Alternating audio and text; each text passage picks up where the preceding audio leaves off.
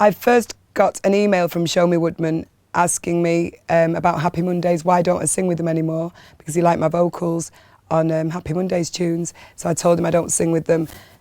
It was 10 years, I worked with them for 10 years, had a great time, but I don't work with them anymore.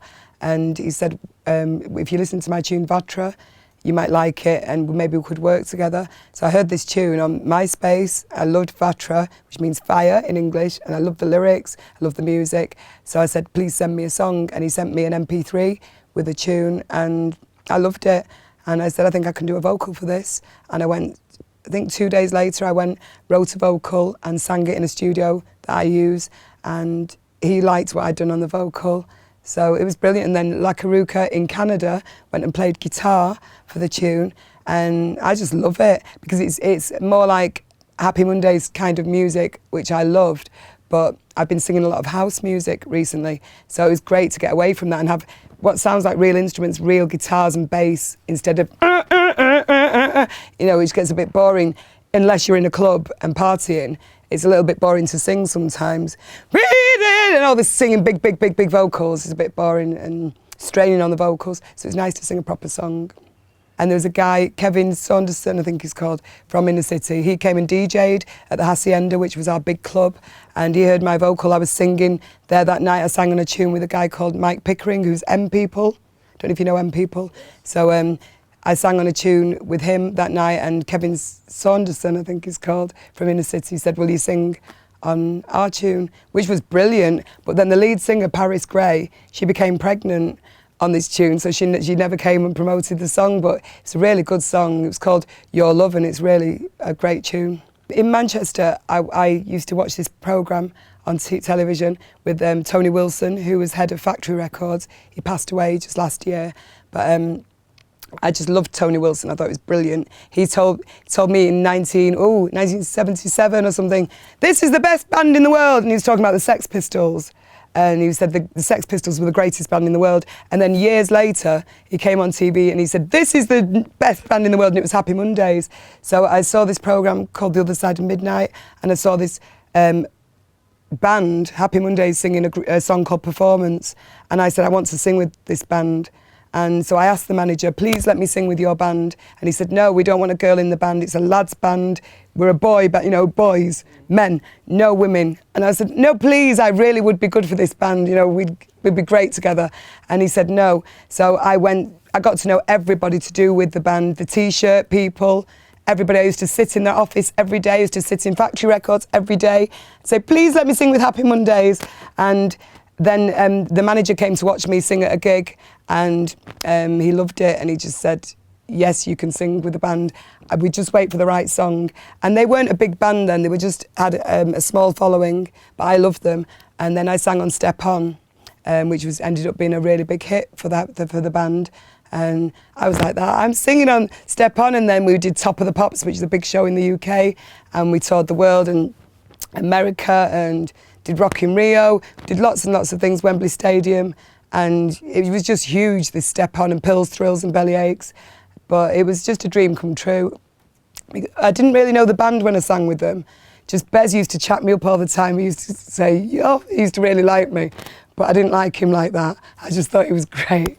I just didn't fancy him, but I like Bez. I love him now.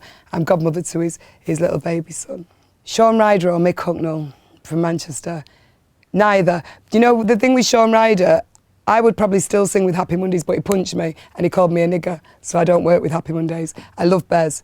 So Mick Hucknall, but I wouldn't work with Mick Hucknall. Mick Hucknall, I love him as a friend, but it's more boring to work with Simply Red than with Happy Mondays. Happy Mondays was fun.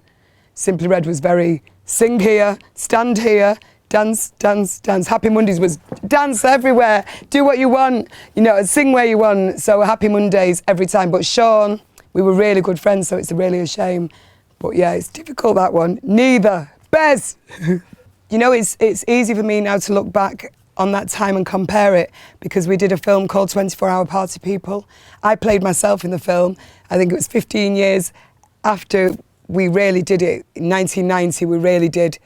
I joined the band. So then in 2001, 11 years later, I played myself with this pretend band from the film, with a comedian playing Tony Wilson, and it was brilliant. But I had to really try and remember what it was like, make sure everybody did the right things, even how Sean smoked heroin for the film.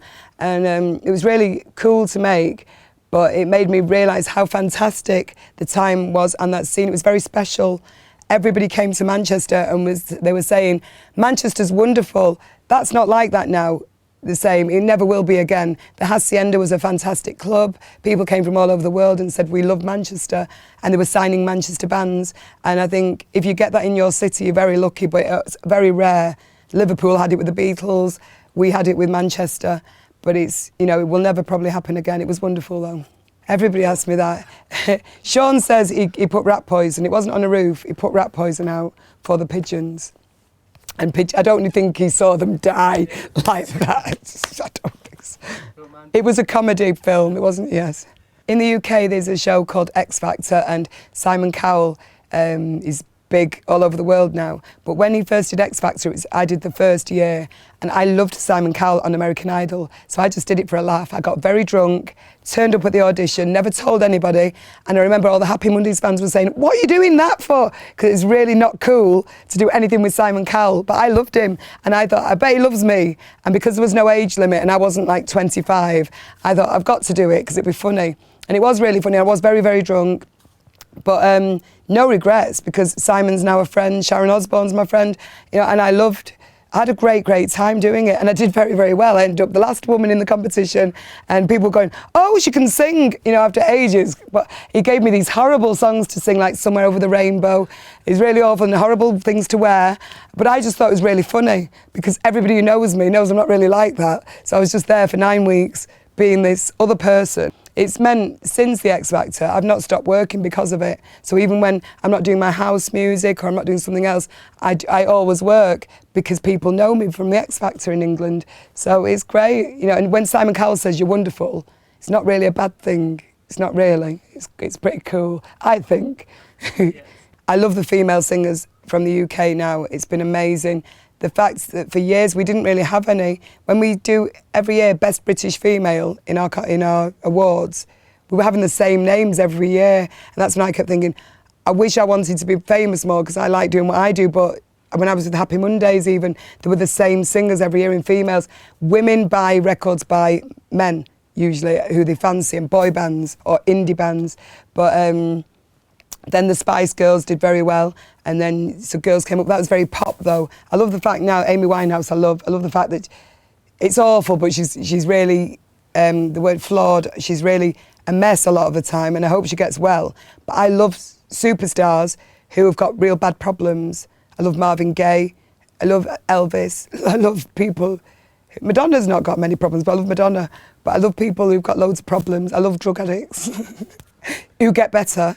No, I do. I love, like, that's why I work with Happy Mondays. I love, because I think you get a real raw, you get something special from people with problems. It's real, instead of people who are just doing it as a job and they just look great, like Britney Spears. I loved it when she messed up, because then you think, oh, she's actually real. I wouldn't go and watch her because she doesn't really sing, but I do like, you know, it makes it more interesting than this boring, some people who just look perfect, perfect husband, perfect wife, you know, perfect children.